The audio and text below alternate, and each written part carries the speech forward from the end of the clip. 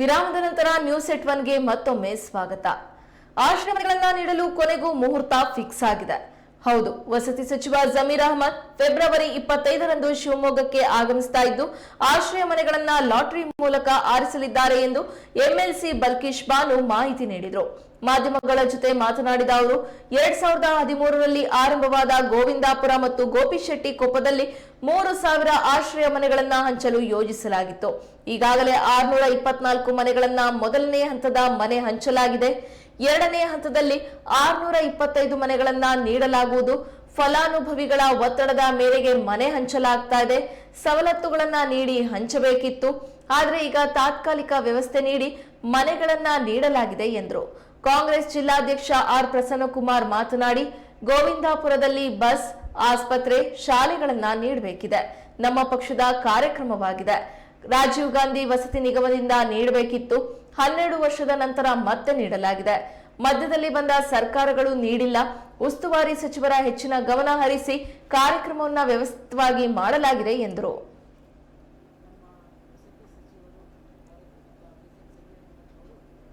ಶಿವಮೊಗ್ಗಕ್ಕೆ ಆಗಮಿಸುತ್ತಾ ಇದೆ.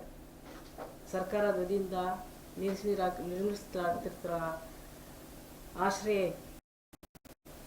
ಮನೆಗಳನ್ನು ಲಾಟ್ರಿ ಮೂಲಕ ಫಲಾನುಭವಿಗೆ ಹಂಚಬೇಕು ಅಂತ ಏನು ಒಂದು ಕನಸಿತ್ತು, ಅದನ್ನು ನೆನೆಸು ಮಾಡಲು ನಮ್ಮ ಆಶ್ರಯ ಸಮಿತಿಯ ಸದಸ್ಯರು ನಮ್ಮ ಯೋಗೇಶ್ ಅವರು ಹೋಗಿ ಅವರಿಗೆ ಆಹ್ವಾನವನ್ನು ನೀಡಿದರು.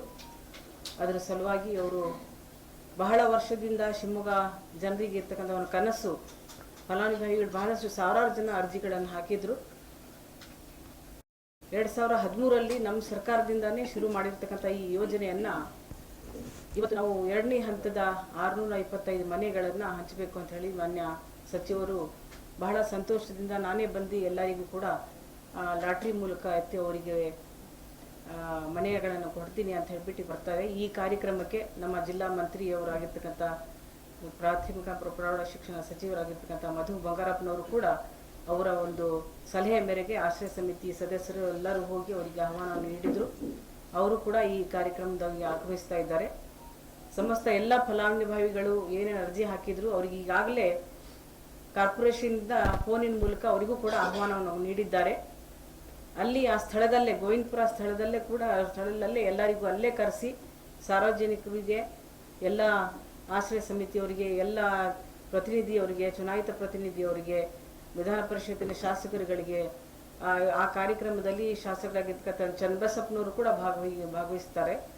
ಎಲ್ಲರಿಗೂ ಕೂಡ ಅಲ್ಲೇ ಆಹ್ವಾನವನ್ನು ಮಾಡಿದ್ದಾರೆ.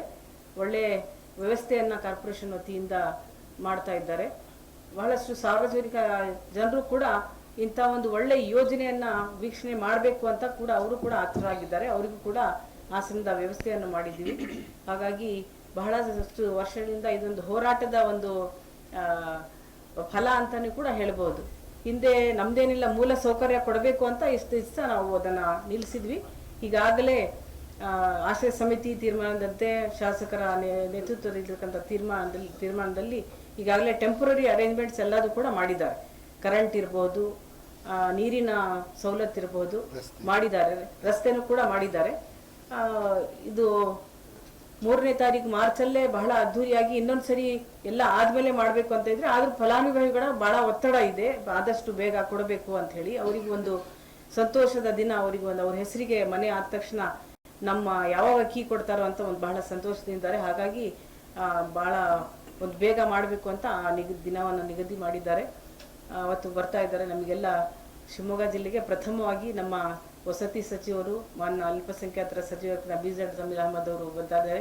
ಅದ್ದೂರಿಗೆ ಸ್ವಾಗತ ಮಾಡಿ ಶಿವಮೊಗ್ಗ ಜನರಿಗೆ ಈ ವಸತಿ ಯೋಜನೆಯನ್ನ ಕೊಡಬೇಕು ಅಂತ ಹೇಳ್ಬಿಟ್ಟು ನಾವು ನಮ್ಮ ಪಕ್ಷದ ವತಿಯಿಂದನೂ ಕೂಡ ಬಹಳ ಒತ್ತಡ ಇತ್ತು. ಬಂದು ಅವರಿಗೆ ಇನ್ನಷ್ಟು ಸವಲತ್ತುಗಳನ್ನು, ಇನ್ನಷ್ಟು ಹೆಚ್ಚಿನ ಮನೆಗಳನ್ನು ಕೂಡ ಬೇಡ ಬಡಾವಣೆ ತಗೋಬೇಕು ಅಂತಾನು ಕೂಡ ನಮ್ದು ಒಂದು ಇದಿದೆ, ಬೇಡಿಕೆ ಇದೆ. ಅದನ್ನು ಕೂಡ ಅವತ್ತು ಪೂರೈಸ್ತಾರೆ ಅಂತಾನು ಕೂಡ ಹೇಳಕ್ಕೆ ಇಷ್ಟಪಡ್ತೀನಿ. ಈ ಸಭೆಯನ್ನು ಉದ್ದೇಶಿಸಿ ನಮ್ಮ ಅಧ್ಯಕ್ಷರು ಕೂಡ ಶ್ರೀಯುತ ಮಧು ಬಂಗಾರಪ್ಪನವರು ಅವರೊಂದಿಗೆ ಮಾತನಾಡಿ, ನೀವು ಬರಬೇಕು, ಅಲ್ಲಿ ಏನು ಇನ್ನೂ ಸೌಲಭ್ಯಗಳನ್ನು ಕೊಡಬೇಕಾಗಿದೆ, ಅದು ವಸತಿ ಇಲಾಖೆಯಿಂದ ಕೊಡಿಸೋಂಥ ಕೆಲಸ ಆಗಬೇಕು ಅಂತೇಳಿ ಸನ್ಮಾನ್ಯ ವಸತಿ ಸಚಿವರ ಹತ್ರ ಮಾತನಾಡಿ ಅವ್ರ ಹತ್ರ ಟೈಮ್ ಫಿಕ್ಸ್ ಮಾಡ್ಕೊಂಡು ಬಂದಿದ್ದಾರೆ. ಏನು ಇವತ್ತು 3,000 ಮನೆಗಳು ಅಲ್ಲಿ ಕಟ್ಟಬೇಕು, ಮತ್ತೆ ಗೋಪ್ಶೆಟ್ಟಿ ಕಪ್ಪದಲ್ಲಿ ಮನೆಗಳನ್ನು ಕಟ್ಟಬೇಕು ಅಂತಿತ್ತು. ಅದನ್ನೆಲ್ಲ ಬೇಗ ಮುಗಿಸ್ಬೇಕು. ಈಗ ಸುಮಾರು ಒಂದು 600 ಮನೆ ಹಿಂದೆ ಕೊಟ್ಟಿದ್ದು, ಈಗ ಒಂದು 650 ಮನೆ ಕೊಡ್ತಾ ಇರೋದು ಬಿಟ್ಟರೆ ಇನ್ನು ಬೇರೆ ಮನೆಗಳು ಇನ್ನೂ ಬೇಗ ತಕ್ಷಣ ಆಗಬೇಕಾಗಿದೆ. ಅದ್ರ ಜೊತೆಗೆ ನಮ್ಮ ಅಲ್ಲಿಯ ನಾಗರಿಕರಿಗೆ ಒಂದು ಹೊಸ ಟೌನ್ಶಿಪ್ ಆದಂಗೆ ಆಗ್ತಾ ಇದೆ. ಅಲ್ಲಿ ಜನರಿಗೆ ಬೇಕಾದಂಥ ಸೌಲಭ್ಯಗಳನ್ನು ಕೊಡಬೇಕಾಗಿದೆ, ಬಸ್ಸಿನ ಸೌಕರ್ಯ ಮಾಡಬೇಕಾಗಿದೆ, ಜೊತೆಗೆ ಅಲ್ಲಿ ಆಸ್ಪತ್ರೆಯನ್ನು ಮಾಡಬೇಕಾಗಿದೆ, ಶಾಲೆ ಮಾಡಬೇಕಾಗಿದೆ. ಈ ಥರದ ಎಲ್ಲ ರೀತಿಯ ಒಂದು ಸೌಲಭ್ಯಗಳನ್ನು ಕೊಡೋದಕ್ಕೆ ಸರ್ಕಾರಕ್ಕೆ ನಾವು ಮನವಿ ಮಾಡ್ತಾ ಇದ್ದೀವಿ. ಸರ್ಕಾರ ಇವತ್ತು ನಮ್ಮ ಶಾಸಕರಾದಂಥ ಶ್ರೀಮತಿ ಬಲ್ಕೇಶ್ ಬಾನು ಅವರು ಈ ಬಗ್ಗೆ ವಿವರವಾದಂಥ ಮಾಹಿತಿಯನ್ನು ಕೊಟ್ಟಿದ್ದಾರೆ. ನಾವು ಸಹ ಪಕ್ಷದ ವತಿಯಿಂದ ನಮ್ಮ ಒತ್ತಾಯ ಏನು ಅಂತ ಹೇಳಿದ್ರೆ, ನಮಗೆ ಏನು ಇನ್ನೂ ಮನೆಗಳು ಆಗಬೇಕಾಗಿದೆ ಅದೆಲ್ಲ ಆ ಗುತ್ತಿಗೆದಾರರ ಹತ್ರ ತಕ್ಷಣ ಮಾಡಿಸುವಂಥ ಕೆಲಸ ಮಾಡಬೇಕು. ಅದಕ್ಕೆ ಏನಾದರೂ ಹಣ ಬೇಕಾದರೆ ಹಣವನ್ನು ಸರ್ಕಾರದಿಂದ ಬಿಡುಗಡೆ ಮಾಡುವಂಥ ಕೆಲಸವನ್ನು ಮಾಡಿ ನಮ್ಮ ಏನು ನಗರದ ನಾಗರಿಕರಿಗೆ ನಮ್ಮ ಪಕ್ಷದ ಇದು ಕಾರ್ಯಕ್ರಮ 2013ರಲ್ಲಿ ಮುಖ್ಯಮಂತ್ರಿಗಳಾದಂಥ ಸಿದ್ದರಾಮಯ್ಯನವರು ಈ ಕಾರ್ಯಕ್ರಮವನ್ನು ಅವತ್ತು ಮಂಜೂರು ಮಾಡಿಕೊಟ್ಟಿದ್ರು. 3,000 ಮನೆಗಳನ್ನು ಕಟ್ಟಬೇಕು, ಗೋಪ್ಶೆಟ್ಟಿ ಕಪ್ಪದಲ್ಲೂ ಸಹ ಮನೆಗಳನ್ನು ಕಟ್ಟಬೇಕು, ಅಲ್ಲಿ ರಾಜೀವ್ ಗಾಂಧಿ ವಸತಿ ನಿಗಮದಿಂದ ಮನೆಗಳನ್ನು ಕಟ್ಟಬೇಕು ಅಂತೇಳಿ ತೀರ್ಮಾನ ಆಗಿತ್ತು. ಅದಕ್ಕೋಸ್ಕರ ಬೇಗ ಕೆಲಸ ಆಗಿ ಈಗಾಗಲೇ 2013 ಅಂದರೆ 12 ವರ್ಷ ಆಗೋಗಿದೆ. ಮಧ್ಯದಲ್ಲಿ ಬಂದಂಥ ಸರ್ಕಾರಗಳು ಈ ಬಗ್ಗೆ ಹೆಚ್ಚಿನ ಗಮನ ಹರಿಸಲಿಲ್ಲ ಅಂತೇಳಿ ಈ ಸಂದರ್ಭದಲ್ಲಿ ನಾನು ಹೇಳೋದಕ್ಕೆ ಇಚ್ಛೆ ಪಡ್ತಾ ಇದ್ದೀನಿ. ಈಗ ಮತ್ತೆ ನಮ್ಮ ಮುಖ್ಯಮಂತ್ರಿಗಳೇ ನಮ್ಮ ಸರ್ಕಾರದಲ್ಲಿ ಬಂದಿರೋದ್ರಿಂದ ಈ ಸಂದರ್ಭದಲ್ಲಿ ನಾವು ಅವರನ್ನು ಒತ್ತಾಯ ಮಾಡ್ತಾ ಇದ್ವಿ, ತಕ್ಷಣ ಕೆಲಸಗಳನ್ನು ಮಾಡಿಸಿ ಜನರಿಗೆ ಬೇಕಾದಂಥ ಬರೀ ಮನೆ ಕೊಡೋದಂತ ಅಲ್ಲ, ಇನ್ನು ಬೇರೆ ಸೌಲಭ್ಯಗಳು ಏನು ಕೊಡಬೇಕು ಆ ಸೌಲಭ್ಯಗಳನ್ನು ಸಹ ಅದನ್ನು ಕೊಡಬೇಕು ಅಂತೇಳಿ ನಾವು ಈ ಸಂದರ್ಭದಲ್ಲಿ ಪ್ರಾರ್ಥನೆ ಮಾಡ್ತೀವಿ. ಅವರಿಗೆ ಏನು 25ನೇ ತಾರೀಕು ಬಂದಂಥ ಸಂದರ್ಭದಲ್ಲಿ ಸಚಿವರನ್ನ ನಮ್ಮ ಜಿಲ್ಲಾ ಉಸ್ತುವಾರಿ ಸಚಿವರು ಈಗಾಗಲೇ ಅದನ್ನ ಜಿಲ್ಲಾ ಉಸ್ತುವಾರಿ ಸಚಿವರು 2 ಸಲ ಅಲ್ಲಿಗೆ ಹೋಗಿ ಸ್ಥಳ ತನಿಖೆ ಮಾಡ್ಕೊಂಡು ಬಂದಿದ್ದಾರೆ. ಏನೇನು ಕೆಲಸ ಆಗಬೇಕು ಆ ಕೆಲಸವನ್ನ ಫಾಸ್ಟ್ ಆಗಿ ಮಾಡೋದಕ್ಕೆ ಕಾರ್ಪೊರೇಷನ್ಗೆ ತಿಳಿಸಿದ್ದಾರೆ. ಅದು ಆಗ್ತಾ ಇದೆ ಕೆಲಸ. ಅವರು ಸ್ಥಳಕ್ಕೆ ಬಂದ ಮೇಲೆ ಬೇಗ ಕೆಲಸಗಳನ್ನ ಮಾಡುವಂಥದ್ದು ಆಗ್ತಾ ಇದೆ.